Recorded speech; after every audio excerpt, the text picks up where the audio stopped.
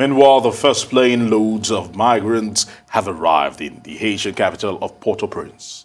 All deportees were given $100 and tested for COVID-19, but some spoke of the alleged poor treatment by the U.S. authorities. When we got to the United States, they put us in detention for 4 days. 4 days without brushing our teeth, 4 days without a shower. All they gave us was some food. Look how dirty we are. When we did not want to leave on the bus and board the plane, they locked us up in the bus to calm us down. Some women even took a beating. They beat men and women. The Americans beat us. Our teams are ready to receive and process these migrants deported by force in our 2 airports. But the problem is that the people don't accept the forced deportations, because that is the reason they left Haiti. They did not want to leave Haiti. So even if we had the best, the biggest, the best equipped centre in the world here to receive them, they wouldn't accept it, because for them Haiti is hell. For them Haiti is the problem. Arise News correspondent Rotimi Kadel has been monitoring the events on the border, and he joins us now from New Jersey. Rotimi, this has been a huge deportation of migrants. What more can you tell us about what's going on at the border?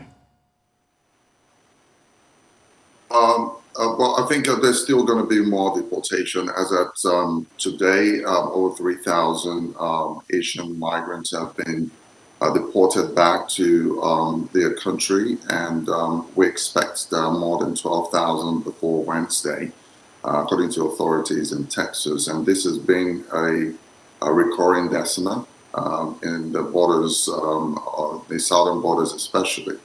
And it's also been a political debate in Washington over whether migrants should be accepted into the country. Don't forget that the President Biden, upon his assumption of office, has said he's going to be more lenient than his predecessor, Donald Trump. But so far, most of Donald Trump's policy has continued, except for unaccompanied children. And that has been a concern for human rights activists and organizations and some few progressive Democrats in Washington. All right, Rotimi, why are the migrants coming from Haiti in such great numbers? That would be the big question right now. Well, such great numbers, obviously, because of the recent events in Haiti. I recall that their president was assassinated, and there have been a lot of crises even before that. And also coupled with the fact that the economy is actually very bad. Haiti is one of the poorest countries in the world, if not the poorest. And a lot of people are trying to find solace and refuge in other countries, especially in the United States, where they feel that there are more opportunities here. Now, we know the U.S. has a very hard-line border policy, and we know that the U.S. is kind of going out of their way to fly them back to Haiti. Is this normal?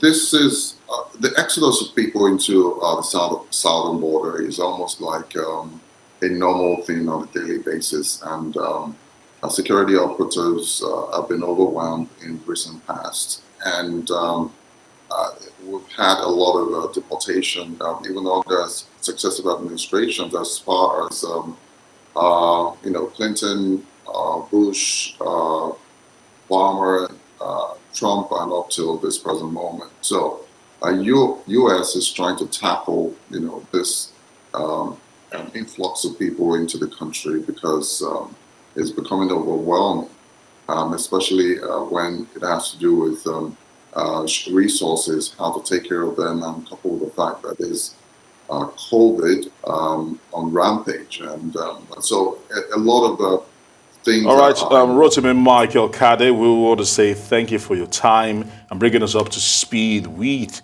the migrant situation in Haiti.